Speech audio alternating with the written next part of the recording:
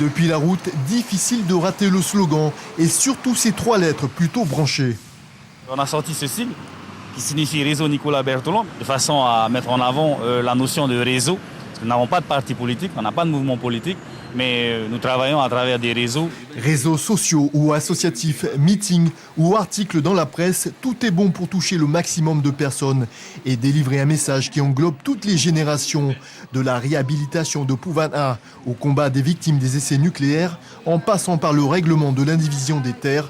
Nicolas Berthelon n'oublie pas ceux qui représentent la moitié de la population, les jeunes. Alors une fois élu député, il aimerait par exemple que les effets de la défiscalisation leur profitent avant tout. Tout simplement de prévoir dans la loi qu'il y aurait 5 à 10% de plus de défiscalisation dans l'investissement en question, dans la mesure où 50% des personnes qui seraient recrutées, ce seraient des primo-emplois, des jeunes qui sont pour la première fois dans un contrat et qui commencent à travailler. Profession de foi à la main et porte-à-porte à Papeari. C'est la technique de Tehari Alpha, candidat de Totato Aya. Privilégier le contact avec les gens et leur expliquer pourquoi ils doivent le choisir comme député. Je vis les difficultés de la population aujourd'hui, je les entends. Et ce rôle de député est une chance pour la Polynésie pour pouvoir rester avec la France pour préparer notre développement de demain.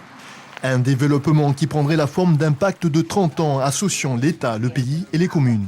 Nous n'avons pas la capacité de nous développer tout seuls, surtout dans un monde insulaire comme le nôtre. Il est important d'utiliser la technologie et surtout le savoir-faire et la puissance financière de l'État français pour nous aider à nous relever.